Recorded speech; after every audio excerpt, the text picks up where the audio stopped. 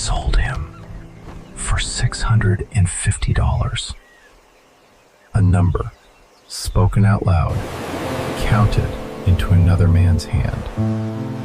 And somehow, that number was supposed to tell the world what his life was worth.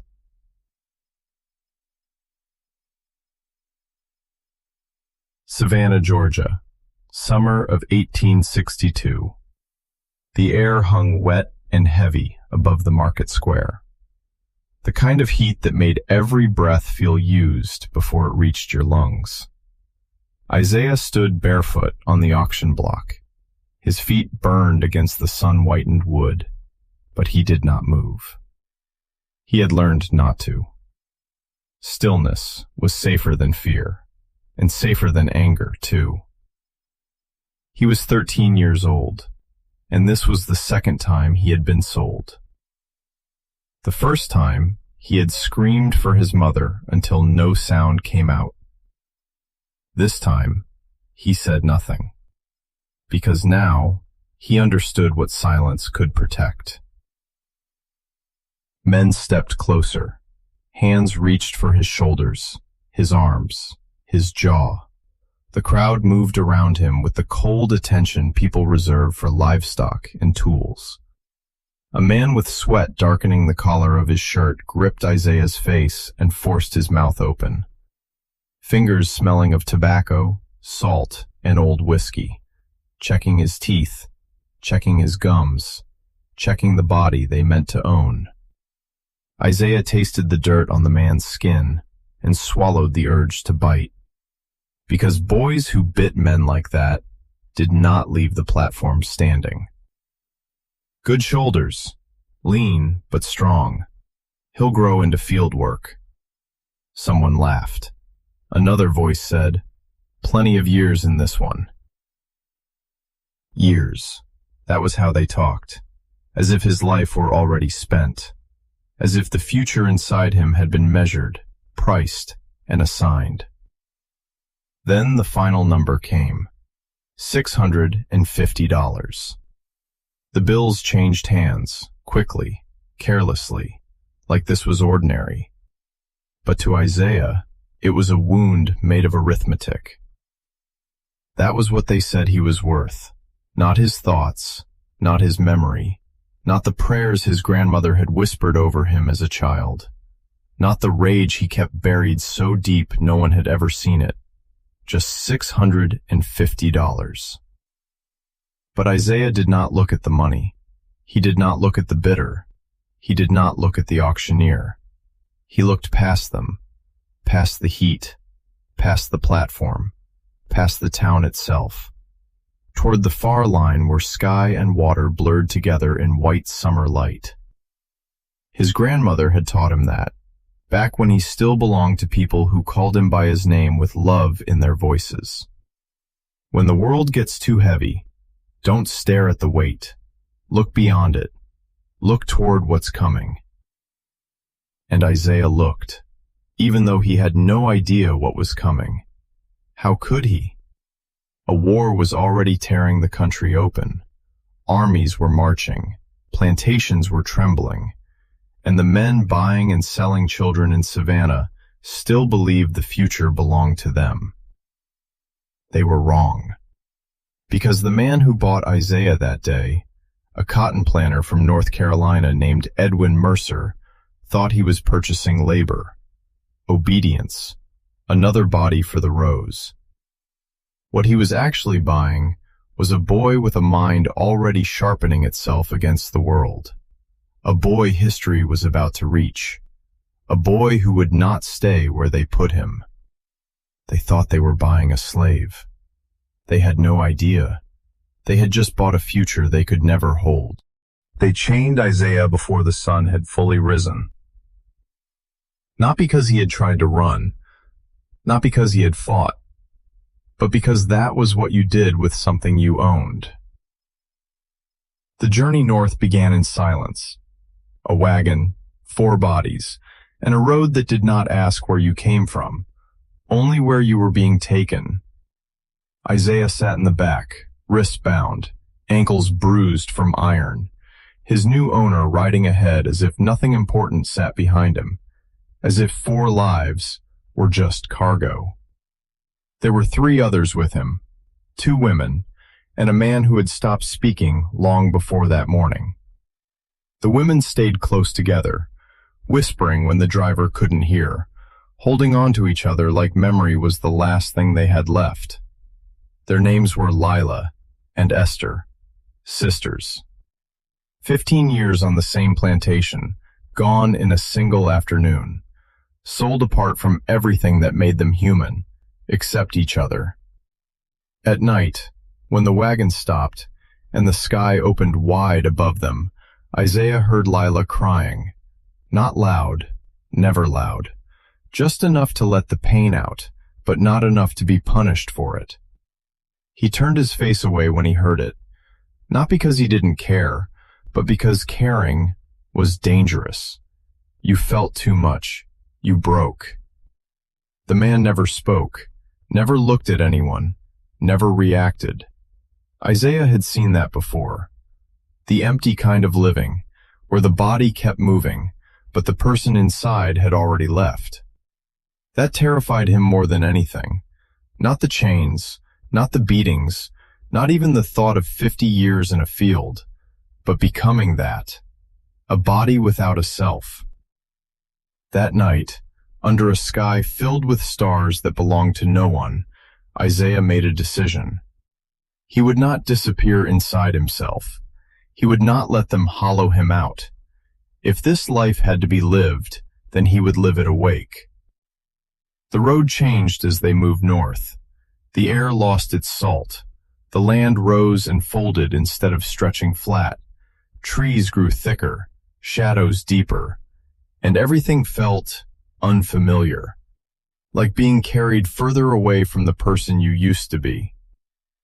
On the 4th day, they reached it.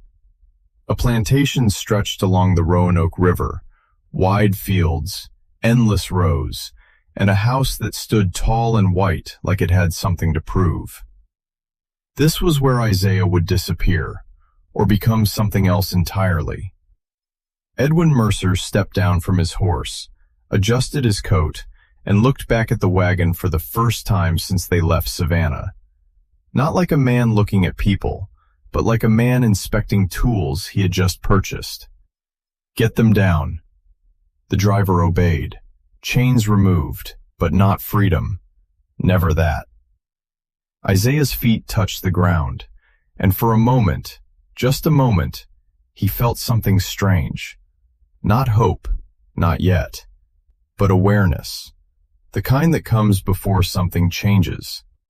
Because this place, this plantation, was not the end of his story. It was the place where it would begin to change. And Isaiah, though he didn't know how yet, was already watching, already learning, already waiting. The bell rang before the sun. A sound that did not wake you, but claimed you. Isaiah opened his eyes to darkness, to bodies shifting on rough boards, to the quiet exhaustion of people who had not truly rested. This was his first morning on Mercer's plantation, and already he understood something. There was no beginning here, only continuation. Work did not start, it resumed. The field stretched farther than anything he had seen before, rows of cotton cutting across the land like lines that never ended, white against green, beautiful from a distance, cruel up close. Isaiah was placed with the field hands immediately. No questions, no adjustment, no mercy for his age. His hands, still not fully grown, were expected to move like a man's. Faster, the voice came before the man. Garrett, the overseer, a man built like force and ruled by it. His boots pressed deep into the soil, his shadow arriving before his words, and always, always, that whip at his side. Isaiah did not look at him. He didn't need to. Men like that, you felt them. The first strike he witnessed came before the hour was done. a sound that split the air open, sharp, final, impossible to ignore. A man too slow, or too tired, or simply too human. And that was enough. Isaiah kept working, hands moving, back bending, eyes lowered, but his mind did something else. It watched. Garrett always started from the eastern rows, always, which meant there were minutes, precious minutes, before he reached the west. Minutes no one else seemed to count. Isaiah did. He noticed everything, which workers Garrett favored, which ones he punished first, which paths he walked, which ones he avoided. Patterns. The world had patterns, even here, and patterns could be used. By midday, the sun pressed down like punishment. Sweat stung his eyes, his fingers raw from pulling at the plants, tiny cuts forming where thorns caught skin. But Isaiah did not slow, not because he wasn't tired, but because tired didn't matter. Only survival did. That night, he collapsed onto the wooden floor of the quarters, body shaking, muscles burning, too exhausted to even think. But sleep did not come right away, because something inside him would not be quiet. Not fear, not pain, something sharper. Awareness. This place had rules, unspoken, but absolute. Move when told, speak when allowed, disappear when watched, and suffer without resistance. Most people followed those rules, because breaking them meant pain. But Isaiah lay there in the dark, listening, thinking, learning. Because even here, even in a place built on control, there were cracks. Small ones, hidden ones, but real. And Isaiah, for the first time, did not just feel trapped. He felt something else. The beginning of understanding. And understanding was dangerous. Not to him, but to the world that thought it owned him. It started in the kitchen. Not in the fields, not under the whip, but in a place where voices softened, and people forgot to watch as closely. Isaiah carried water buckets through the back door, head lowered, steps quiet. Just another shadow moving where he was told. That was when she noticed him. Mama Eliza. Older than anyone could say, with hands shaped by years and eyes that missed nothing. She watched him longer than most did, not like property, like a question. "Boy," she said one evening, her voice low, careful, "why you look at things like that?" Isaiah didn't answer. Answering wrong questions got you hurt. But she kept looking, and then she smiled. "You see more than you should." That was the first time anyone had said it out loud. The first time someone saw him and didn't look away. From that night on, she started leaving things, small things. A scrap of paper, a torn piece of newspaper, a letter with faded ink. Words. Isaiah didn't touch them at first, not right away, because words were dangerous. Reading was forbidden, punishable, sometimes by death. But curiosity was stronger than fear. The first word he learned wasn't taught. It was stolen. Freedom. He sounded it out slowly, letters forming meaning, meaning forming something larger. From that moment, there was no going back. Because once you understand words, you begin to understand the world. And the world was not what they told him it was. Night after night, after the house went silent, after footsteps faded, After the fire burned low, Isaiah would slip back into the kitchen. Mama Eliza would be waiting. They spoke in whispers, shared time in fragments, learning hidden between shadows. A dangerous education, built from scraps and silence. She didn't know everything, but she knew enough. Letters, sounds, patterns. And Isaiah learned faster than either of them expected. Within weeks, words became sentences. Within months, sentences became meaning. And meaning became power. He read everything he could. Newspapers, discarded letters, bits of information others threw away. Nothing was wasted. And through those words, the world outside the plantation opened. There was talk of war, of northern armies, of men who believed slavery was wrong. There were names, Lincoln, abolitionists, places he had never seen, and ideas that felt impossible, but real. Isaiah read about people escaping, about others fighting, about a country breaking apart over something he lived every day. And slowly, something inside him changed. Not just hope, direction. Because now, he understood something dangerous. Slavery was not permanent. It was a system, and systems could fall. But knowledge came with a cost. The more he understood, the harder it became to pretend, to move without thinking, to obey without question, to exist without seeing the truth. And that truth sat heavy inside him. One night, as he read by the smallest flicker of firelight, Mama Eliza watched him closely. "You got something in you," she said softly. "Something they can't chain." Isaiah looked up. For a moment, just a moment, he let himself believe it. Because what she saw, what she named, was already growing. Not just survival, not just endurance, but purpose.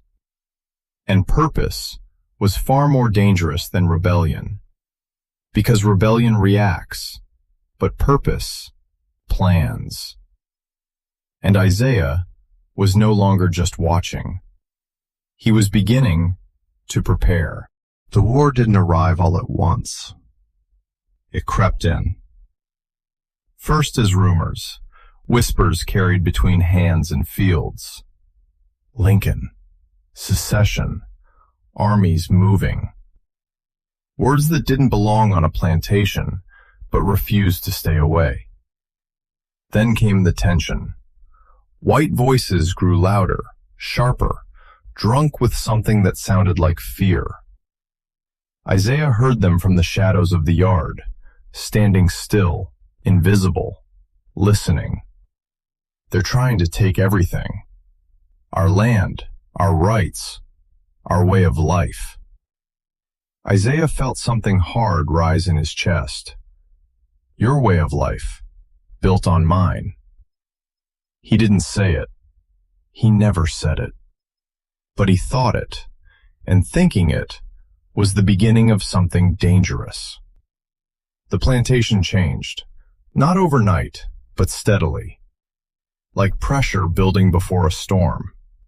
Men gathered more often, talked longer, drank heavier. Garrett grew worse. The whip came faster now, with less reason, less warning, less restraint. Pain, used like a reminder. Stay in your place. But something else was happening too, something quieter. People were disappearing. One, then another, then another. At first, no one spoke about it, because naming hope made it dangerous. But Isaiah noticed. Of course he did. A man gone from the rows, a space left empty, a silence where a voice used to be. They ran, someone whispered one night, toward the Union. The words spread like fire through dry grass. Union. Freedom. A place, not owned by men like Mercer. A place where chains didn't decide your life. Isaiah listened, but said nothing. He always said nothing, because while others hoped, he calculated. Every disappearance changed the balance. More guards, more patrols, more fear in the air. And fear made people careless. Garrett checked the fields more often, but not differently. Same routes, same patterns. Mercer locked the house doors earlier, but not the back. The world tightened, but it also revealed itself. At night, in the dark of the quarters, plans began to form. Quiet voices, shared risks, half-finished ideas passed from one person to another. Most of them would fail. Some would die trying. Isaiah knew that. He had seen enough, read enough, to understand the cost. Freedom was not given, it was taken. One night, a man named Josiah spoke. "I'm going north," he said. "Soon." A few listened.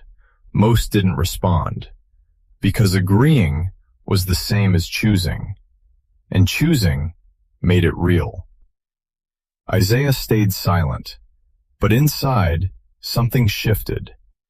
Because for the first time, the idea wasn't distant. It wasn't a story, or a rumor, or something written on paper. It was happening, here. And Isaiah felt it. The moment before a life changes.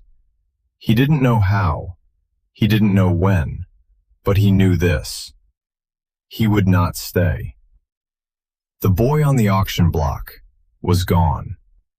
The one in the field now was watching, learning, waiting. And soon he would move.